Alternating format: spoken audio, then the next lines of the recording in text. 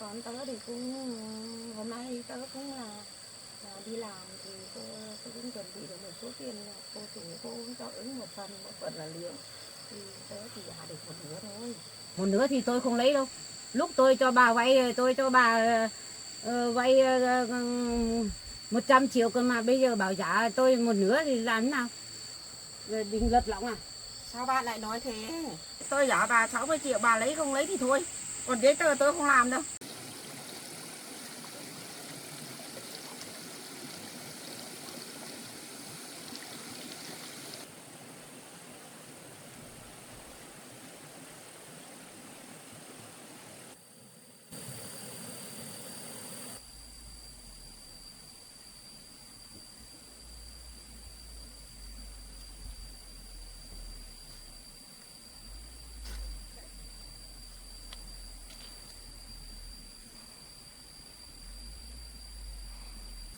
Chắc giờ mình dọn chỗ này đi, mình làm chỗ nuôi vịt nuôi gà mới được. Chứ mình không nuôi được vịt gà thì lúc mình mua cũng rất là đắt. Mình nuôi được mình bán và lại mình ăn nó thoải mái hơn. Bây giờ mình dọn cái chỗ này vào một chỗ khác đi. Cái này ra cũng không nhiều luôn.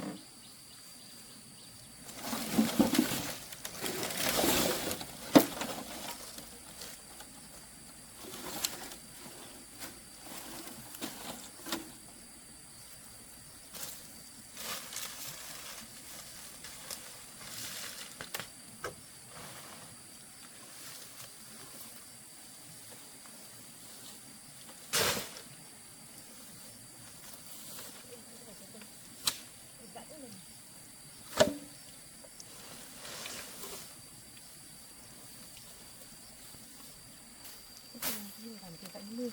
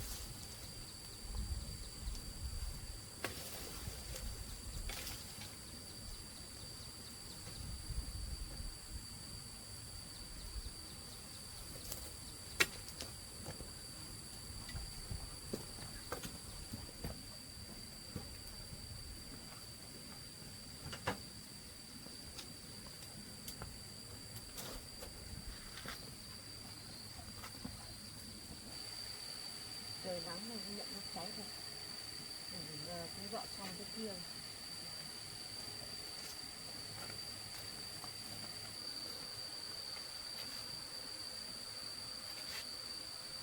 Giờ đợi cho nó cháy một lúc đã, xong mình lên trên mua cái lưỡi về xăng.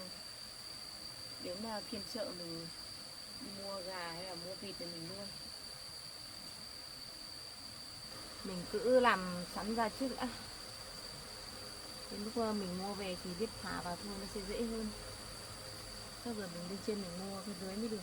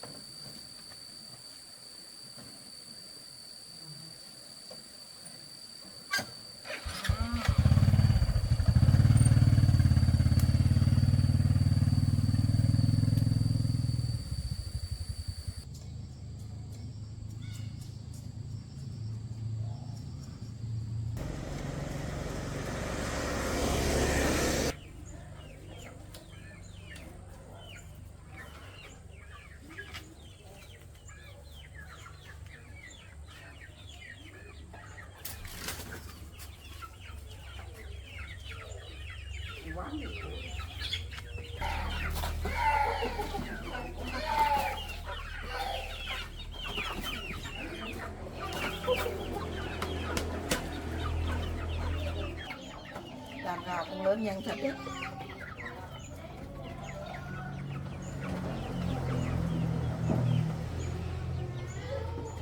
Đi lấy nước á nhỉ?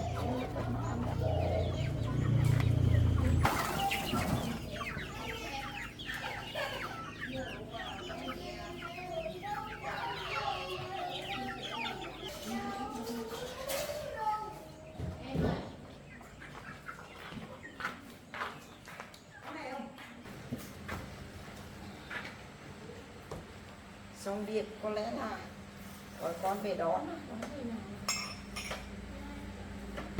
Hôm nay cũng không được về nhà, con đã gọi điện về là bạn chúng đòi tiền, nên là cũng sáng nay ứng tiền của chủ cháu gọi điện về cho con, gọi con về đón về nhà, gọi bạn xuống trả tiền cho bạn.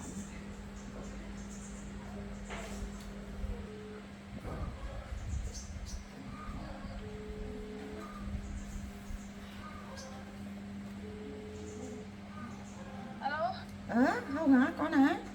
Dạ vâng, con chào mẹ. Mẹ sáng nay mẹ cũng xin cô chủ rồi, xong là hôm nọ đấy con gọi điện về đấy bảo bạn mẹ xuống đòi tiền mẹ đấy, mẹ cũng ứng được tiền rồi, thế con lên đón mẹ đi lấy tiền đi bảo bạn của mẹ nhá. Dạ, thế nay mẹ nghỉ hả mẹ? Đó, làm xong việc rồi, hôm nay chiều này mẹ cũng chăn gà các thứ xong rồi, bây giờ mẹ chuẩn bị về đấy, con lên Vâng.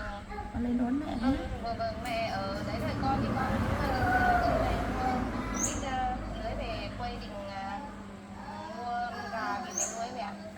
Thế nữa xong quay về đón mẹ nhá. Dạ vâng ạ. Đấy, Chào mẹ nhé. Mẹ chào con.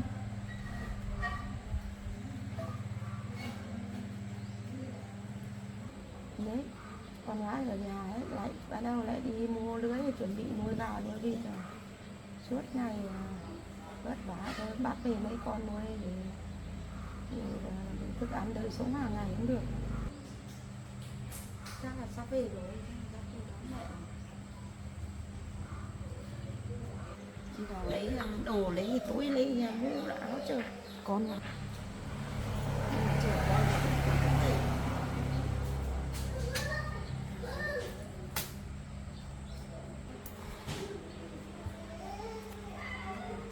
sáng nay cô chú cũng cho ứng cho tiền một phần xong là ứng trước một phần 50 triệu gọi con đi xong rồi đi báo cho đứa bạn không đi cũng xóa tuột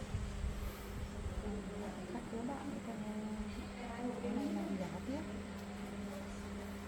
Sáng nay cô chú mới cho được 50 triệu, còn 50 triệu chắc cái số bạn mình cũng cho mình cấp nợ này. Mình sẽ làm để nó bạn để khỏi cái hôm phải lo đến mẹ.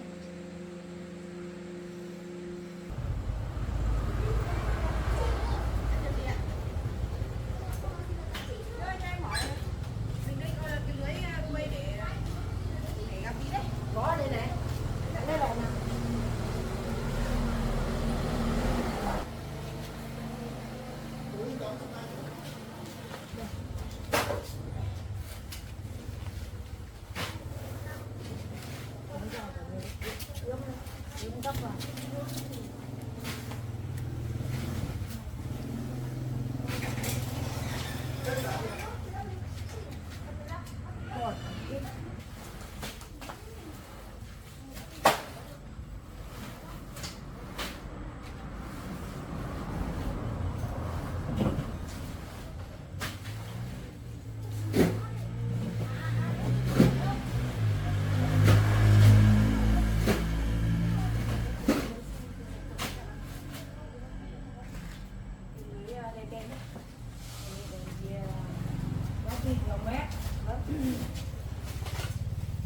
Mét lấy loại mét nào?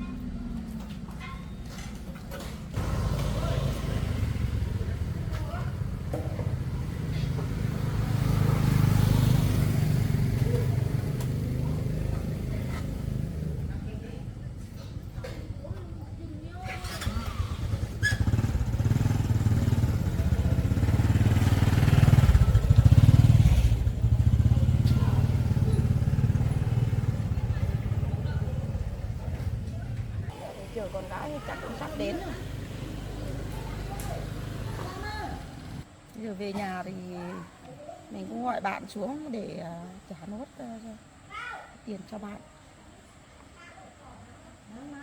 Rồi còn một tí chắc là sắp đến rồi.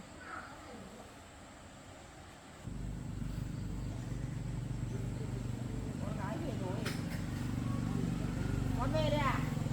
Đi mua lưới rồi à con?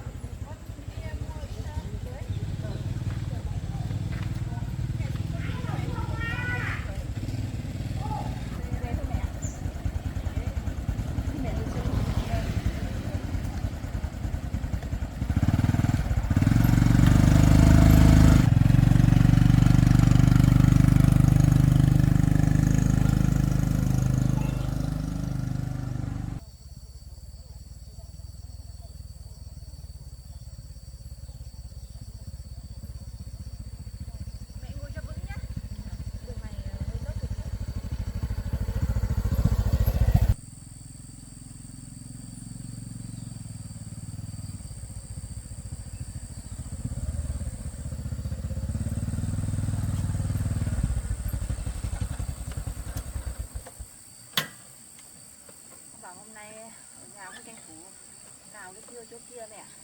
Cái đấy ngày cho nó quang vào lấy lưới để quay thì mua gà gì thì mua nhé. Đấy lưới nào lưới ở dưới này có yến nước này.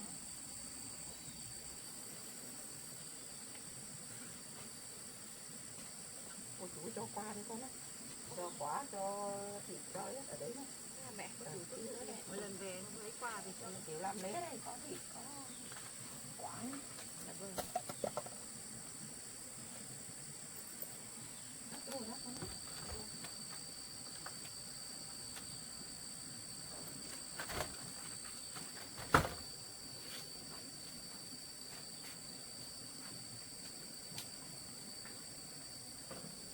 Trời nóng lắm.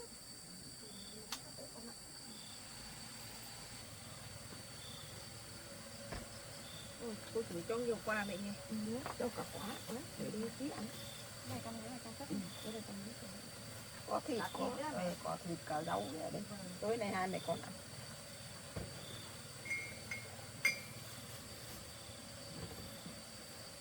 Đi lấy nước về uống có lọc nước đó.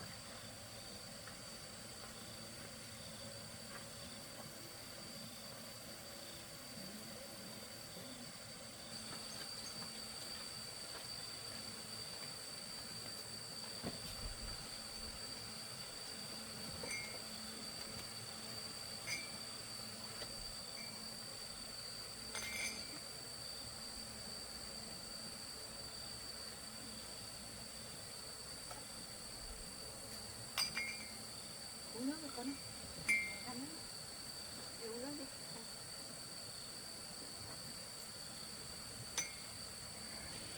Đấy, con điện cho mẹ đấy, bà lấy xuống với con đấy, mẹ đã bảo rồi để mẹ thu xếp mẹ khác nhá, nhưng mà hôm nay là sáng nay cô chú mẹ cũng ứng một phần là trả lương cho mẹ. Nãy mẹ cũng gọi cho bạn mẹ xuống, hôm nay mẹ trả tiền cho bạn ấy, chính xác là xuống con ạ. Thế hôm nay mẹ lại Vâng, tiền ở trên nữa mẹ. cứ làm mãi thì trả hết xong, chắc là Mẹ. cũng trả được một nữa thôi. Vâng, mẹ con định không bảo cho mẹ đâu nhưng mà không còn cách nào nữa. Một mình con thì con không biết kiếm đâu ra để số tiền đấy để trả cho bác ấy nữa. Không giờ phải trả thì con ạ, mẹ làm mãi nó khác được. Bởi vì cô chú đấy cũng cho mẹ thì mỗi tháng thì cũng tạm ổn, không sao đâu. Vâng. Mới khổ đâu, còn có sức khỏe này mình làm dần thì mình cũng trả dần thì cũng xong thôi con ạ. Con cũng không phải lo đâu, để cái này mẹ khác chạy mẹ khác làm được trả đi, có gì đâu. Vâng, hôm đấy thì con cũng đang thắt cỏ ở sau nhà ấy mẹ. Bác ấy xuống, bác ấy bảo là mình phải trả tiền cho bác ấy luôn. Bác ấy cứ làm ầm lên. Thế á? Bác ấy bảo là nếu mà không trả được thì bác ấy lấy đất này và lấy nhà bác ấy đi bán.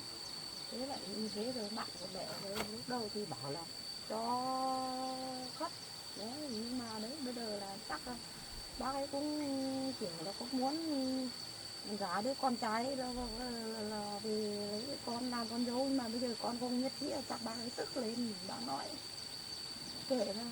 Còn mai bạn hôm nay mẹ gọi xuống thì mẹ khắc giá không sao đấy. Thế còn lại thì để khất các thứ, nếu mà con đấy con ăn quả đi, con không phải nghĩ ngợi gì đâu. Cái này là chuyện của người lớn. Mẹ đây ngày xưa mẹ làm ăn thua lỗ, nói chung là con không phải lo, không phải nghĩ nhiều đâu. À mẹ ơi, ngày trước mẹ vay bác ấy là không có giấy tờ gì đâu hả? Không có giấy tờ, là bạn bè làm ăn với nhau, nói chung là thua lỗ các thứ thì giúp nhau, chuyện bình thường, có gì đấy. Dạ hôm nọ thì thấy bác nói như vậy thì con cũng hỏi bà là nếu mà mẹ cháu vay tiền của bác ấy có giấy tờ không. Quay ra bác làm ầm lên, bác còn chửi con, bảo con bị lật lọng thế này thế nọ, nhưng mà ý con không phải như vậy, con chỉ hỏi xem có giấy tờ đấy không. Thôi mẹ. Cái này vô lý thật đấy. Đã bắt đầu là chửi con. Con không phải lo đâu. Cái này tí là xuống mẹ đang nói chuyện. Hôm đấy thì cũng anh Phú đi làm về cũng vô tình ghé qua đây chơi thì cũng gặp mẹ Phú, cũng nói mấy câu thì bác ấy mới chịu về. Không biết bác ấy còn làm chuyện gì nữa. Cái hôm ấy mẹ anh Phú lại xuống đây, xong Phú lại xuống đây á con, để gặp anh Phú à? Dạ vâng, anh Phú bảo là những ngày không thì xuống nhà mình chơi thì cũng vô tình ghé qua đây chơi lại gặp bác. Thế á? Con hôm qua mẹ dặn con ấy đi chợ về để ghé thăm bác ấy, con có được vào không con? Dạ con vào mẹ. Thế tình hình bác như thế nào, con ổn không? Con trai về trước? Dạ bình thế thôi mẹ. Thì bác ấy nhỉ? Hôm qua thì con cũng không có gì, con cũng mua một ít gạo với ít sữa nữa vào thăm bác thì cũng vô tình gặp con trai của bác ở nhà. Thế á? Nói chung là vẫn thế thôi. Thế vào đấy con có nói chuyện với em không? Em có biết mình là người nhà và mẹ là dì gái của bác ấy không? Con được nói không? Dạ có mẹ, chắc là bác ấy cũng nói cho em ấy biết rồi. Nhưng mà em ấy nói chung họ ra thường thường hai mẹ con nhiều lắm. Thì á, bạn như thế tôi cũng rất là phụ cho bác.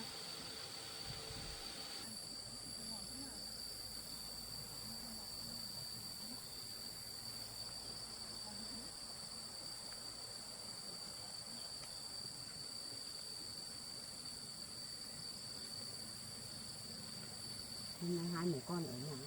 Hôm nay bảo mình xuống trả tiền xem có giảm gì hết không. Bác. Ngồi đấy uống nước.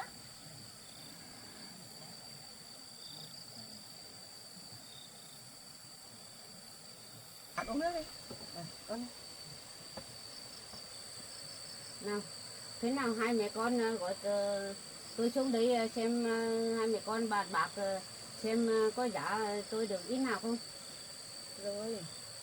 Bạn ạ, hai mẹ con tớ thì cũng hôm nay tớ cũng là đi làm thì cô cũng chuẩn bị được một số tiền, là cô chủ cô cũng cho ứng một phần là lương, thì tớ thì trả được một nửa thôi, chưa được đủ đâu. Với con một nửa thôi á? Để cho tôi còn lại thì để tôi tính sau thì tôi phát giá. Một nửa thì tôi không lấy đâu. Lúc tôi cho bà vay, tôi cho bà vay 100 triệu cơ mà bây giờ bảo giá tôi một nửa thì làm thế nào? Tôi không lấy đâu, không đủ không lấy đâu. Bạn ạ, bạn cũng thông cảm cho tớ, tớ cũng muốn sắp xếp đủ cho bạn, nhưng mà đấy hoàn cảnh của hai mẹ con ấy, tớ với bạn cũng biết rồi. Đấy, mua nhà, mua làm nhà các thứ thì do tranh thủ đi làm bây giờ mới tạm ứng được bằng này, vừa lương vừa tạm ứng của chủ cho vay thì tớ mới cho được một nửa thôi. Thông cảm cho tớ. Bây giờ cứ găng này tớ lấy đâu ra về giá. Bác ạ, mẹ cháu nói như vậy cũng đúng.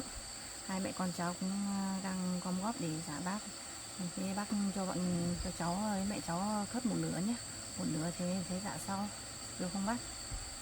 Chứ hai mẹ con cháu cũng hết sức rồi. Không được đâu. Giá thì phải giá hết, giá một nửa. Rồi đừng lật lọng à?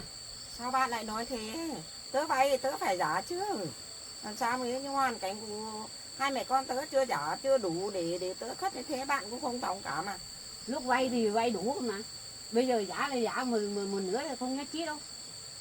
Hôm nọ giá xuống bạn đã xuống với con gái rồi. Thế hôm nay tớ mới bảo là thôi chú xếp được này mới gọi bạn xuống để trả cho bạn, nhưng mà bạn lại nói thế. Bạn quá đáng thật đấy. Không được đâu. Hôm nọ tôi đã xuống rồi. Tôi bảo giá tôi thì phải giá hết, giá đủ. Thì tôi mới lấy cơ mà. Tôi bảo lấy tiền trả bạn. Bác ạ, mong bác thông cảm cho hai mẹ con cháu. Để hai mẹ con cháu lo được như vậy thôi. Bác ngồi ở đây đợi mẹ cháu một chút nhé.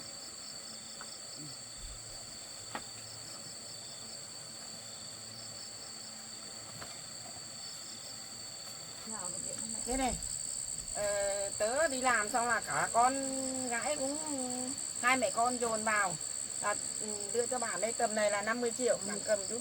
50 triệu à? Vâng, 50 triệu, bà nếp đi.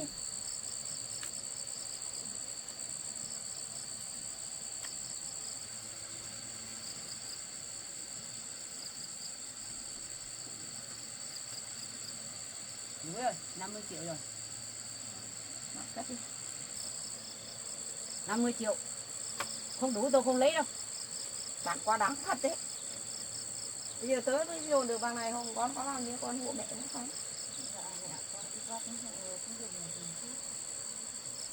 Đây là 10 triệu của con. Dạ rồi. Con gái tớ đây là 10 triệu nữa. Cậu đến.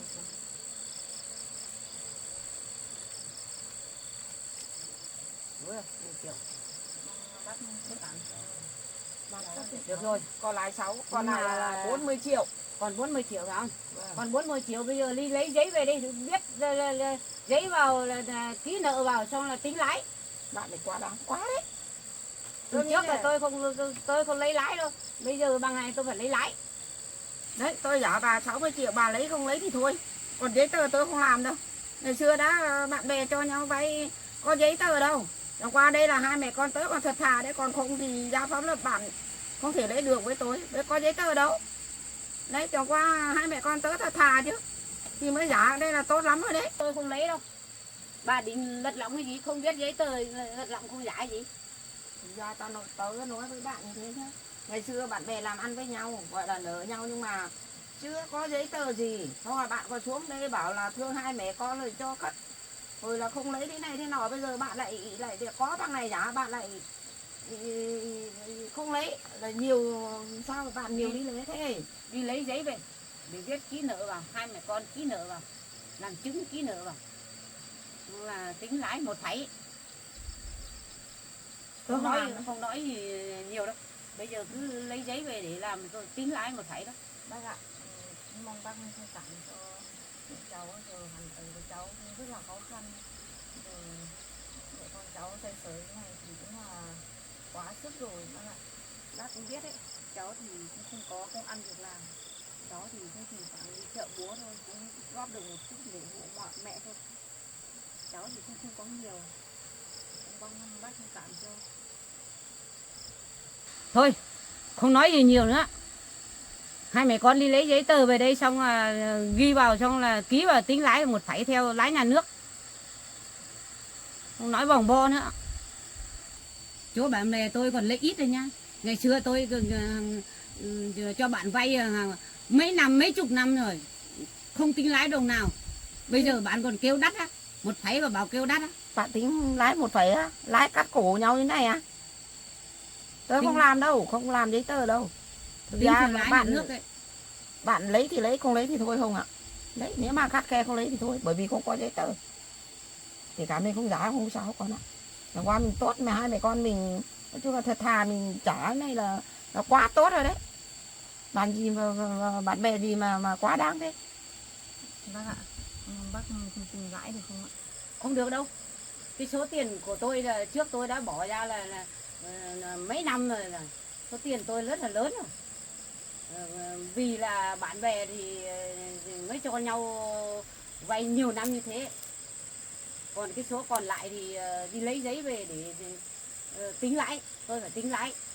Bác ạ, còn số còn lại 40 triệu ấy, thì cháu nói chung là vẫn có thể làm giấy cho bác được, nhưng mà bác không tính lãi được không đấy. Thế con của tớ đã nói vậy rồi. Thế thì còn lại số này bạn nhận cho tớ đi 60 triệu. Còn không, nếu mà không nhận thì đấy tùy bạn. Thôi ra đây đấy mẹ.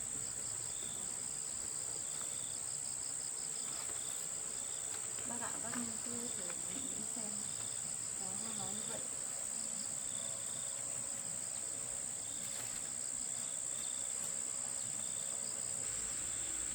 Không được đâu. Còn cái số này thì mình phải nhận. Còn cái số còn lại ấy mình phải bắt làm giấy tờ. Không thì mai họ gật lọng họ không giảm nữa. Cái này mình phải lấy.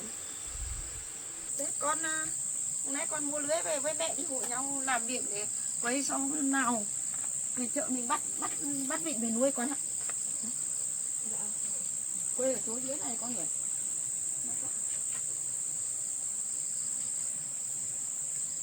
Con hổ mẹ tháo ra quay cho đây. Sau mai mình bắt vịt bắt gà về nuôi. Còn cái bạn mẹ lấy thì lấy, không lấy thì thôi. Mẹ chỗ này con đang đốt lửa sợ nóng mẹ. Như cái này con vừa đốt lửa à? Cưới đi. Nếu mày cưới cho con đi lấy cái cọc. Con đang ở suy nghĩ nào rồi mẹ. Lấy không lấy thì thôi. Mình cứ làm việc của mình đi.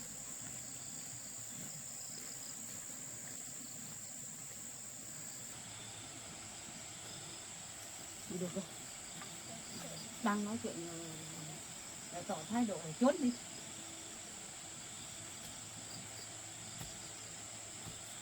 Này bà, gọi tôi xuống trả tiền, tôi không đủ tiền mà bà lại có thái độ là trốn đi làm việc thế à? Đấy, Hai mẹ ta bảo như thế rồi, chưa đủ đâu. Cho tớ khất 40 triệu, còn giá cho 60 triệu là quá tốt rồi đấy bạn ạ. Còn không nếu mà theo thủ tục ngày xưa vay có giấy tờ thì lại không có giấy tờ, tớ không giá cũng xong. Bạn quá Sao là mà bà lại nhằng. nói như thế? Không giấy tờ đưa óc tôi vẫn minh mẫn, tôi nhớ cơ mà. Bạn quá là Hả? nhằng. Trước tôi tin bạn thì tôi mới cho bạn vay. Thế bây giờ tôi đi xuống mà bà trả tiền còn tỏ thái độ như thế à? Như thế này là bây giờ được rồi, tôi tạm nhận bằng này. Còn cái số còn lại thì bạn tính thế nào? Bạn trả cho tôi càng sớm càng tốt. Vâng ạ, thế thì cháu với mẹ cháu thì cũng thấy nhanh chóng gom góp về cả bác ạ. Cũng mong bác cho cháu và mẹ cháu khất thêm một thời gian nữa ạ. Được không bác? Đấy, con tớ đã như thế rồi.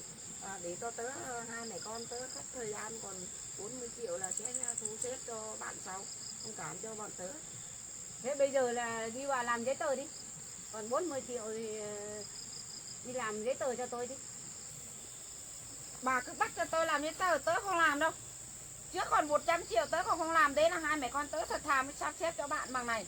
Bây giờ còn 40 triệu đó là tớ không làm đâu. 40 triệu cũng phải làm. 40 triệu cũng là tiền. Cũng là tiền nuôi nước mắt của tôi chứ. 40 triệu cũng phải làm. Tớ không làm đâu. Tớ làm mà bạn bắt tớ tính lái rồi làm sao mà tớ làm được, tớ không làm đâu.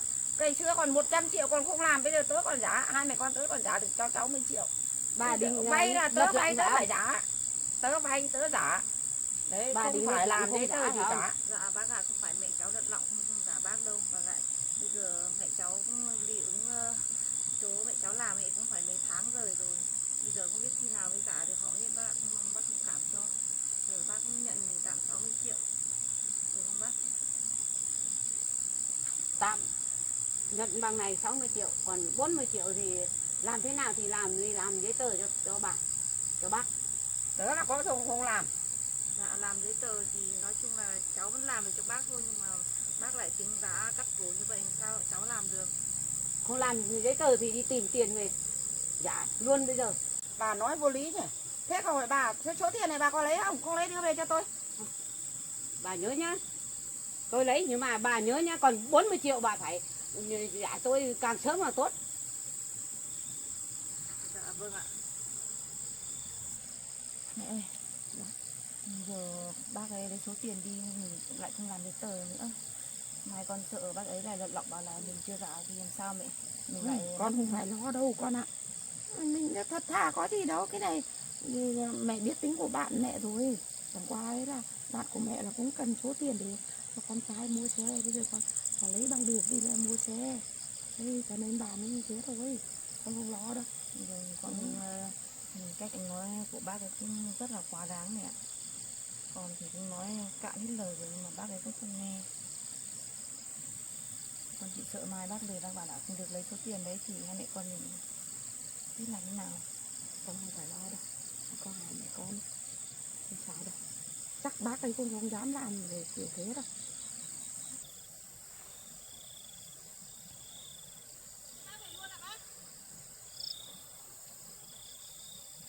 Vay tiền người ta thì vay một cục, bây giờ giá người ta giá tí một, còn tỏ thái độ. Bác ấy về rồi mẹ. Vâng, giá về rồi. Về tối giờ con học cho hai mẹ con mình đi rào kia mái làm được, bây giờ làm cơ bản thôi con ạ. Nhưng mà con vẫn là lo kiểu gì ấy. Ui, cái đấy con không phải lo đâu con ạ. Phải nghĩ là giá được một phần này mình cũng nhẹ nhõm đi. Vay là mình phải trả thôi, không sao đâu con ạ. Con không phải nghĩ. Con ơi ạ. Vì mẹ nợ con là phải vất vả hộ mẹ. Thôi con cứ hộ mẹ trước đi, sau này mẹ làm được mẹ khác giúp con sau. Và số tiền này con không phải lo, làm mất rồi mình trả nợ thì được một phần này mình cũng nhẹ nhõm đi con ạ. Mẹ sao mẹ lại nói thế? Hai mẹ con mình cùng nhau cố gắng để trả nợ chứ. Biết thế rồi mà mẹ cũng làm vất vả con đấy, bao nhiêu chạy trọt đi con cũng vất vả chứ, này đi chợ đâu mà bán cũng không được bao nhiêu, gom được một tí lại mẹ lại nợ như thế là phải hộ mẹ. Con vất vả lắm đấy, nhưng mà con cứ hộ mẹ trước đã. Hai mẹ con mình không mua đất thì vẫn có tiền để trả bác thôi. Tại vì hai mẹ con mình mua đất nên mới biết số tiết tiền thôi mẹ. Dạo này ấy, thì con cũng không có công ăn việc làm nữa, cũng lâu lâu thỉnh thoảng mới đi chợ đi búa cũng góp được một ít thôi mà cũng không có nhiều. Nếu để hộ mẹ một chút nào một chút đấy. Thế mẹ cũng cảm ơn con giúp mẹ trước, mà khi mà giá bạn của mẹ còn lăng nhằng thế này thế nọ, đấy, làm cho con buồn thế, nhưng mà con không buồn đâu, kệ nó không bắt được đâu mà. Đấy, giá mình bảo 60 triệu còn 40 triệu chả lo đâu, mình làm mấy tháng mẹ cắt giảm được không sao con. Thế hôm nay mẹ ứng mấy tháng trước mẹ cái cô chú vẫn cho mẹ ứng hả mẹ? Rồi 2 tháng nó cho ứng, cô chú tốt nó kiểu là làm bên chùa nó tốt lắm. Ơ mẹ, sao 2 tháng mẹ được nhiều thế? Đâu mẹ mới ứng lương của mẹ được 2 tháng, rồi mẹ ứng thêm 3 tháng nữa là đủ 50 triệu. Cái tháng mẹ được 10 triệu mà. Được nhiều thế hả mẹ? Bây giờ mình đi làm mấy cả này, họ thì cô chú cái đồng nó biết hơi hợp đồng này làm mỗi tháng 10 triệu. Thế đợt này mẹ được tăng lương à? Đợt nọ thì mẹ bảo đi con được 6-7 triệu thôi mà. Trước được 8 triệu con ạ. Bây giờ mẹ cô chú đấy cũng thấy, cô đồng nó cũng thấy mẹ chịu khó, xong là chăm chỉ thì cũng bớt. Thế là bây giờ cho mẹ mỗi tháng 10 triệu rồi. Đúng là gọi cảm ơn nhiều con ạ. Thế là lương của mẹ cao nhỉ? Đấy, cũng đủ, nói chung là đủ tiêu dùng các thứ, chẳng qua còn có số nợ này hai mẹ con mình làm dần dần chắc cũng còn 40 triệu thì trả dần thì cũng xong rồi con ạ. Dạ vâng.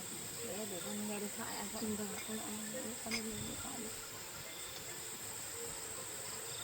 Khổ thân con gái, làm được bao nhiêu lại phải giúp mẹ trả nợ. Con chịu khó, này thì đi thuê đi mướn rồi là đi chợ đi búa rồi giúp được bao nhiêu này, hôm nay là giúp mẹ hết. Ai gọi đấy con? À cô ấy gọi bảo là có đi cắt hoa quả không? Con bảo xem đã để mai con gọi, con còn đang làm ở cái chuồng gà thì gì thế mẹ? Thế á, đấy sắp xếp xem nếu mà đi được thì nhận lời họ đi. Dạ, vâng ạ. Chắc từ này con lại ăn bám mẹ rồi. Xong là hai mẹ con tối làm cơm mẹ ăn con ạ. Nấu cơm ăn.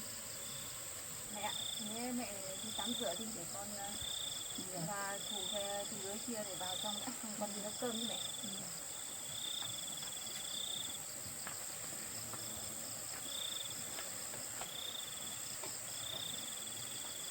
Tối nhanh thật mẹ.